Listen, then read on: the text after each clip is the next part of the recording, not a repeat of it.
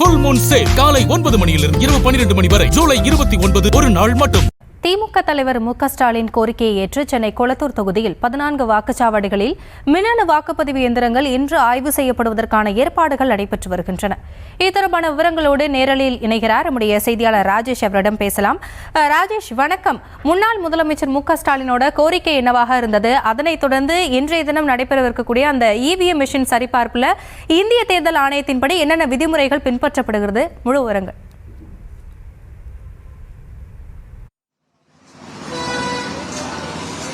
ஆசினி வணக்கம். தற்போது நாம் சிந்தாதிரிப்பேட்டையில் இருக்கின்றோம். சிந்தாதிரிப்பேட்டையில் இருக்கக்கூடிய இந்த கிடங்கில் தான் கொளத்தூர் தொகுதியில் பதிவான வாக்குப்பதிவு எந்திரங்களுடைய அந்த இவிஎம் மெஷின்ஸ் உள்ளே வைக்கப்பட்டிருக்கிறது. இந்த நடைபெற்று முடிந்த சட்டமன்ற தேர்தலில் கொளத்தூர் தொகுதியில் போட்டியிட்ட திமுக தலைவர் மு க ஸ்டாலின் அவர்கள் 8795 வாக்குகள் வித்தியாசத்தில் தமிழக வெற்றி கழகத்தின் வேட்பாளர் VS பாபுவிடம் தோல்வியடைந்தார்.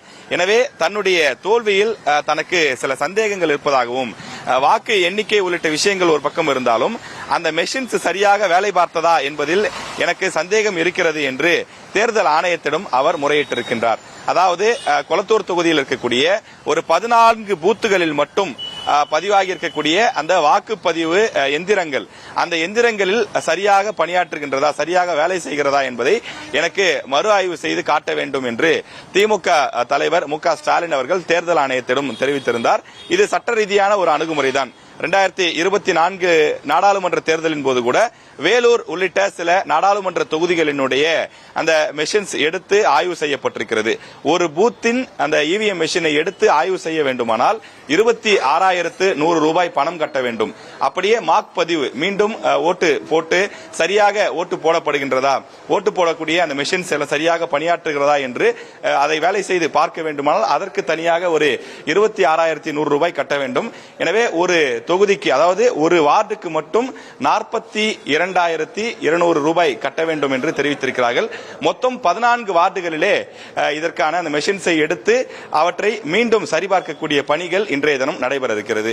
சரியாக காலை 9 மணிக்கு இந்த பணிகள் நடைபெறும். அதிகாரிகள் தற்போது அதற்கான முன்னோட்ட பணிகளில் ஈடுபட்டுக் கொண்டிருப்பதை நம்மால் பார்க்க முடிகிறது. முழுக்க முழுக்க சிசிடிவி கேமராக்கள் போன்றவையெல்லாம் வைக்கப்பட்டு தற்போது எப்படி ஒரு வாக்கு எண்ணிக்கை நடைபெறுமோ அதே போல நம்ம அந்த ரிசல்ட் அன்னைக்கு எப்படி அனைத்து மையங்களிலும் பார்ப்போமோ அதே போல துல்லியமாக வாக்கு எண்ணிக்கை தற்போது நடைபெறும். அதாவது ஏற்கனவே பதிவாகி இருக்கக்கூடிய அந்த மெஷினை எடுத்து அன்றைக்கு பதிவாகி இருந்த அந்த 14 வார்டுகளினுடைய மெஷின்களிலே எந்தெந்த சின்னத்திற்கு எவ்வளவு வாக்குகள், உதயசூரியன் சின்னத்துக்கு எவ்வளவு வாக்குகள், விசில் சின்னத்துக்கு எவ்வளவு வாக்குகள் இருந்தது, இந்த விவரங்களை எல்லாம் காட்டி விடுவார்கள். அதன் பிறகு அந்த மெமரியை முழுவதுமாக எரேஸ் செய்து விடுவார்கள். அதன் பிறகு ஒரு 11 மணி அளவிலே மீண்டும் வாக்கு எண்ணிக்கையானது, வாக்குப்பதிவானது நடைபெறும். அது ஒரு வாக்குப்பதிவு தான், அதாவது மாதிரி வாக்குப்பதிவு தான் அது. அதிலே உதயசூரியன், விசில் போன்று அவர்கள் விரும்பக்கூடிய எந்த சின்னத்தில் வேண்டுமானாலும் வாக்களித்துக் கொள்ளலாம். அதிலே அந்த முகவர்கள் மட்டும் அனுமதிக்கப்படுவார்கள், வாக்காளர்கள் எல்லாம் அனுமதிக்கப்பட மாட்டார்கள். இந்த மெஷினை சரிபார்க்கக்கூடிய சோதனையின் போது கொளத்தூர் தொகுதியில் போட்டியிட்ட வேட்பாளர்கள் அல்லது வேட்பாளர்களின் சார்பில் பிரதிநிதிகள் ஒருவர் என அவர்கள் மட்டும் அனுமதிக்கப்படுவார்கள். காவலர்கள் இருப்பார்கள், தேர்தல் நடத்தக்கூடிய அதிகாரிகள் இருப்பார்கள். இவர்கள் மட்டும்தான் உள்ளே அனுமதிக்கப்படுவார்கள். எனவே இந்த பதிவை பொறுத்தவரையிலே குறைந்தது 500 வாக்குகள் பதிவு செய்ய வேண்டும். அதிகபட்சமாக 1400 வாக்குகள் பதிவு செய்யலாம். இதுதான் விதியாக இருக்கின்றது. எனவே மொத்தம் 14 எந்திரங்கள் சோதனை செய்ய இருக்கிறார்கள். நாளொன்றுக்கு 2 எந்திரங்கள் சோதனை செய்வதற்கான வாய்ப்பு இருக்கிறது.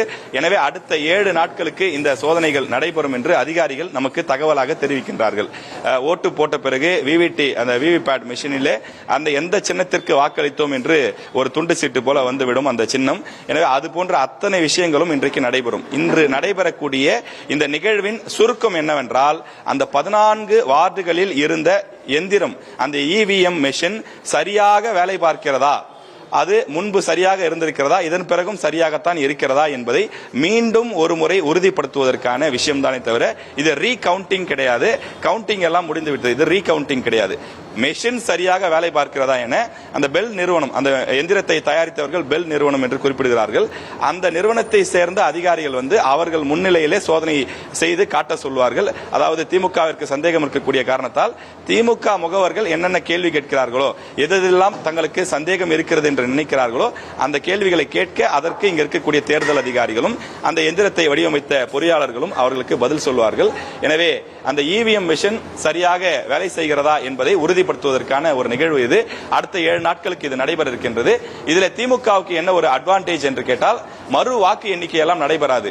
அவர்கள் சரிபார்க்கக்கூடிய 14 எந்திரங்களில் ஏதாவது ஒரு எந்திரத்தில் கோளாறு இருப்பதாக நிரூபிக்கப்பட்டால் மீண்டும் மறு தேர்தல் நடைபெறும் என்றும் சொல்கிறார்கள். ஆனால் அதற்கான வாய்ப்பு மிக மிக மிக மிக குறைவு. ஏனென்றால் அத்தனை சோதனைகளும் செய்யப்பட்டு அதன் பிறகுதான் வாக்கு பதிவே நடைபெற்றிருக்கிறது. பிறகு வாக்கு எண்ணிக்கைக்கு முன்பும் சோதனைகள் செய்யப்பட்டு அதன் பிறகுதான் வாக்கு எண்ணிக்கையும் நடைபெற்றிருக்கிறது.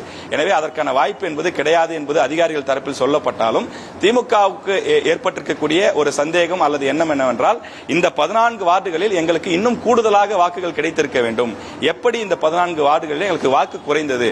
உண்மையிலேயே மக்கள் எங்களுக்கு குறைவாகத்தான் வாக்களித்தார்களா அல்லது எந்திரத்தில் கோளாறு இருக்கிறதா, பழுது இருக்கிறதா என்று எங்களுக்கு சந்தேகம் இருக்கிறது. அதை நிவர்த்தி செய்து கொடுங்கள் என்று சட்ட ரீதியாக அணுகியிருக்கிறார்கள். இது ஒரு சட்ட ரீதியான அணுகுமுறைதான். இதே போல உத்தரமேரூர், காஞ்சிபுரம், அதே போல விருதுநகர் உள்ளிட்ட இடங்களிலும் கூட சில கோரிக்கைகள் வந்திருக்கிறது. அங்கும் கூட அதிகாரிகள் இதே போன்ற பணிகளை நடத்த இருக்கிறார்கள். நாடு முழுவதும் இது போன்ற பணிகள் வெவ்வேறு காலகட்டங்களில் நடைபெற்றிருக்கிறது. எனவே சட்டத்துக்குட்பட்டு கொளத்தூர் தொகுதியினுடைய அந்த இவிஎம் மெஷின்ஸ் 14 மெஷின்ஸ்கள் மட்டும் எடுத்து இன்று சோதனை செய்யப்பட இருக்கின்றது. இரவு 12 மணிக்குள்ளாக 2 மெஷின்களுடைய பணி நிறைவடைந்துவிடும். அதன் பிறகு மீதம் இருக்கக்கூடிய தினசரி 2 மெஷின் என்ற அடிப்படையில் அடுத்த 7 நாட்களுக்கு இந்த பணிகள் நடைபெற இருக்கிறது. தங்களுடைய விவரங்களுக்கு நன்றி ராஜேஷ்.